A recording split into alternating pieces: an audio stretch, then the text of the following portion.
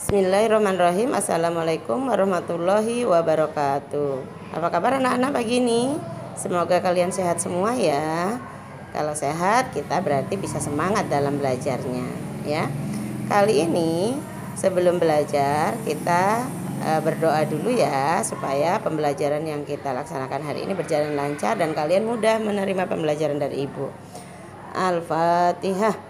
A'udzubillahi minasyaitonirrajim. Bismillahirrahmanirrahim. Alhamdulillahirabbil alamin. Arrahmanirrahim. Maliki yaumiddin. Iyyaka na'budu wa iyyaka nasta'in. Ihdinas siratal mustaqim. Siratal ladzina an'amta 'alaihim ghairil maghdubi 'alaihim waladdallin. Amin. Oke, untuk pembelajaran selanjutnya kita hari ini akan belajar muatan IPS dengan KD 3.3, yaitu menganalisis posisi dan peran Indonesia dalam kerjasama di bidang ekonomi, politik, sosial, budaya, teknologi, dan pendidikan dalam lingkup ASEAN. Tujuan pembelajaran ini adalah supaya kalian memahami tentang peran Indonesia dalam kerjasama dengan negara-negara ASEAN. Untuk materi hari ini kita akan belajar kerjasama ekonomi dengan negara-negara ASEAN, yang diantaranya ada yang disebut dengan MEA. MEA itu singkatan dari Masyarakat Ekonomi ASEAN ya. Kerjasama Indonesia dengan negara-negara anggota ASEAN itu dibagi berbagai bidang. Yang kita pelajari sekarang adalah MEA ya.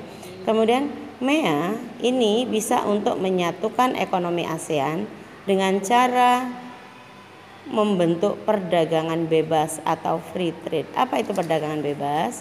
Yaitu seluruh negara-negara di ASEAN itu bisa berdagang di negara manapun dengan syarat tidak saling merugikan ya. Semua negara harus saling menguntungkan, tidak boleh saling menjatuhkan produk dari satu negara atau negara yang lainnya ya. Pembentukan MEA itu dilandaskan pada satu, menjadikan sebagai pasar tunggal dan pusat produksi, menjadi kawasan ekonomi yang kompetitif, menciptakan ekonomi yang seimbang, dan integrasi ke ekonomi global. Apa itu kawasan ekonomi yang kompetitif? Kompetitif itu artinya bisa bersaing. Jadi produk-produk yang diperdagangkan di seluruh negara ASEAN itu harus bersaing, tapi bersaingnya harus bersaing yang positif, tidak saling merugikan ya. Kemudian MEA itu ternyata mempunyai nama lain, yaitu AEC, artinya ASEAN Economic Community ya. Itu kepanjangan itu sebenarnya sama, hanya nama lainnya saja. Kalau singkatannya kan tadi MEA, Masyarakat Ekonomi Indonesia, itu untuk bahasa Indonesianya. Tapi kalau untuk bahasa Inggrisnya yaitu AEC atau ASEAN Economic Community itu ya. Kemudian apa sih tujuan didirikannya MEA? MEA didirikan yaitu bertujuan meningkatkan daya saing kawasan. Maksudnya kawasan di sini adalah kawasan di lingkungan ASEAN. Kemudian yang kedua, mendorong pertumbuhan ekonomi. Supaya apa? Supaya ekonomi di negara-negara anggota ASEAN itu semuanya bertumbuh, sehingga produk-produk yang ada di satu negara bisa dinikmati juga oleh negara lain, saling mencukupi, saling melengkapi di antara satu negara dengan negara lainnya. Menekan angka kemiskinan ya. Tujuan yang lain yaitu menekan angka kemiskinan, artinya supaya negara-negara yang tadinya tergolong miskin dengan adanya MEA ini semua perekonomiannya akan terangkat, tentunya dengan kualitas yang lebih baik ya. Kemudian yang terakhir adalah meningkatkan standar hidup masyarakat ASEAN. Dengan pertumbuhan ekonomi yang baik, kemudian angka kemiskinan akan dapat ditekan. Dapat ditekan di sini maksudnya dapat dikurangi.